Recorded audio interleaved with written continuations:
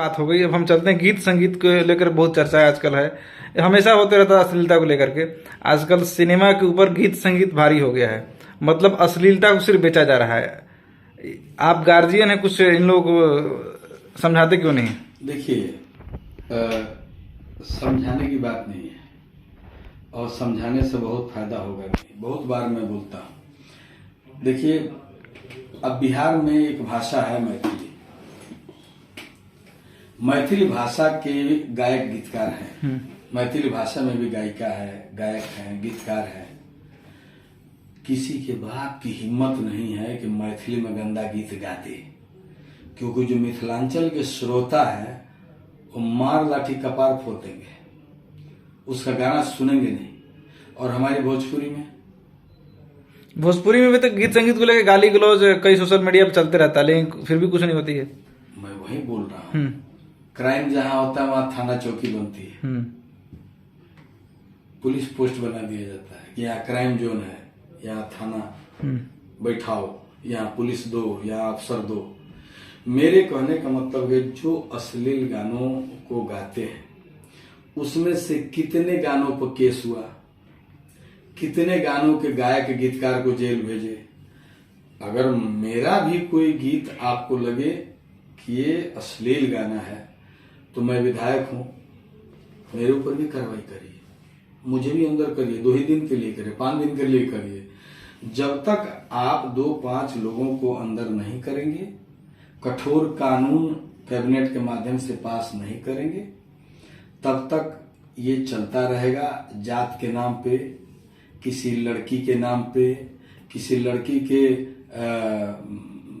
अंगों को मतलब विभत्स तरीके से प्रस्तुत करते हुए ऐसे गीत आते रहेंगे, ऐसे गीत लोग गाते रहेंगे, हम लोग सुनते रहेंगे, समझते रहेंगे, और बहुत परिवर्तन इसमें नहीं होने वाला है। बहुत परिवर्तन एक ही शर्त पे होगा, जब कठोर कानून बनाए जाएं, ऐसे गीतों के रचनाकार, ऐसे गीतों के गायक, उनको मतलब सजा दी जाए, तभी हो सकता है। क्योंकि 2 ही सूरत में, या तो आम जन चेतना हो, जैसा मिथिलांचल में है, हम सुनबे नहीं करेंगे तो तू गाएगा क्या। तो या तो मिथिलांचल की तरह हमारे भोजपुरिया दर्शक श्रोता हो जाए कि भाई हम अश्लील गाना न सुनेंगे ही नहीं, अश्लील गाना हम बजाएंगे ही नहीं। जब बजेगा नहीं, व्यूअर मिलेगा नहीं, श्रोता मिलेंगे नहीं, धीरे धीरे खत्म हो जाएगा। पवन सिंह, खेसारी लाल, अक्षरा सिंह हमेशा कुछ न कुछ बातों को लेकर विवाद में रहते हैं। इस बार मगहिया जवान ने तीनों को बढ़िया से क्लास लेते हुए कुछ सोशल मीडिया पर गाली गलौज भी किया है, और काफी दर्शक भड़क गए थे। खेसारी के खिलाफ हुआ, पवन जी के खिलाफ हुआ, अक्षरा सिंह के खिलाफ हुआ। इस पे अभी क्या राय है? देखिए, आप किसी को गाली देकर के नहीं सुधार सकते, आप किसी को असभ्य भाषा में समझा नहीं सकते। भोजपुरिया जवान जो दोनों लड़के हैं, मैं कभी कभी सुनता हूं, वो लोग सेंटिमेंट में, इमोशन में कभी कभी बेलफ्ज हो जाते हैं। कुछ ऐसी गालियों को भी अपने मुख पे ले आते हैं जो अच्छा नहीं है। काम अच्छा है, किसी को रोकने के लिए कुछ तो कुछ होना चाहिए। सरकार चुप है, जनता चुप है, सब कोई चुप हो जाएगा तो जिस नदी में बांध नहीं होगा उसका पानी गांव में पहुंचेगा। तो कहने का मतलब है कि सिंगर को आप गाली दो, लिरिक्स राइटर को, म्यूजिक राइटर को दो, फैमिलियर की चीजों को लोग जब बाहर ले आते हैं, बेटी को लेकर, माँ को लेकर के, तो ये इस तरह के जो सामाजिक संस्थाएं चल रही है कि अश्लीलता भगाएंगे, ये बहुत गलत गालियां दे रहे हैं, मार्केट में गलत इंप्रेशन जा रही है। देखिए, बहुत शर्मसार है भोजपुरी, और ये दोनों जो हमारे सुपरस्टार हैं, इनको भी बहुत हद तक अपने आप में सुधार करना चाहिए, और बाकी लोगों को भी सुधरने के लिए प्रेरित करना चाहिए। आज पवन सिंह, खेसारी लाल जी आज के स्टार हैं, कल फिर कोई और स्टार होगा। ये तो परिवर्तन संसार का नियम है। राजेश खन्ना भी बूढ़े हुए थे और स्टारडम गई थी। ये लोग तो शायद समझदार होंगे तो मेरी बात को समझेंगे। मेरा कहना है कि आप भी मत गाइए और दूसरे जो बच्चे गा रहे हैं उनको भी समझाइए। आज खेसारी जी और पवन जी समझाएंगे उसका प्रभाव और मैं और मनोज जी समझाएंगे उसका प्रभाव, दोनों में थोड़ा अंतर है। क्योंकि आज के जो स्टार है वो मनोज जी नहीं है, विनय बिहारी नहीं है, दिनेश लाल नहीं है।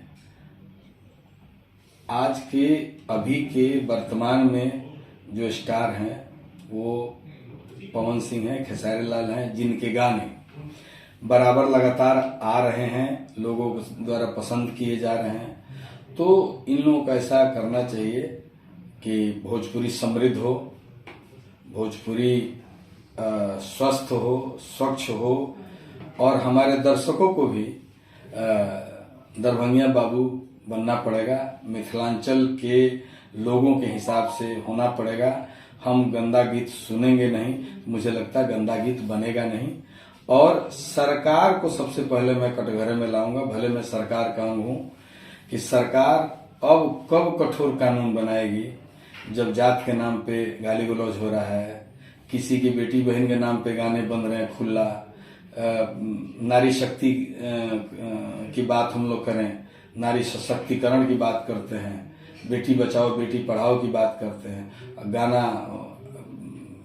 बताइए साइकिल चलावत या कौन चीज के चाल ही या नीतीश कुमार के माल ही ऐसा गाना बनता है। सर ज्यादातर लास्ट क्वेश्चन, दर्शकों से क्या कुछ कहना चाहेंगे?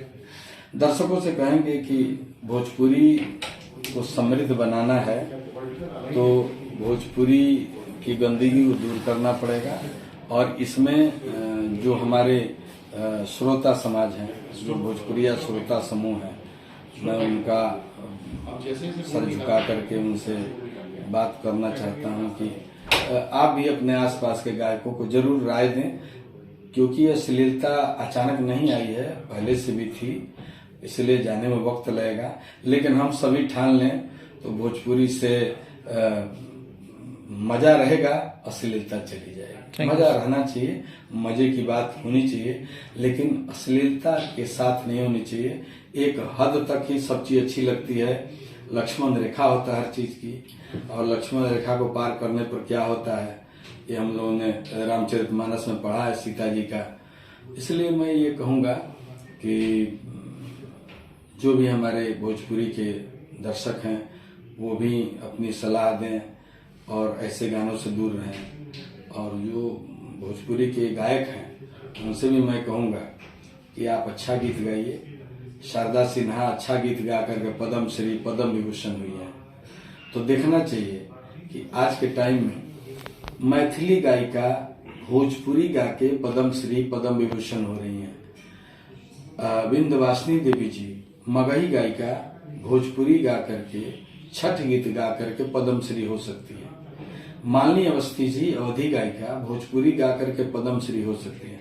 और आप भोजपुरी में जन्म लेकर के भोजपुरी गीत गा करके 100, 200, 300 फिल्मों के हीरो हो सकते हैं, लेकिन क्यों नहीं हो सकते पद्म श्री, क्यों नहीं हो सकते पद्म विभूषण? आप लोग सोचिए। Thank you sir. नमस्कार।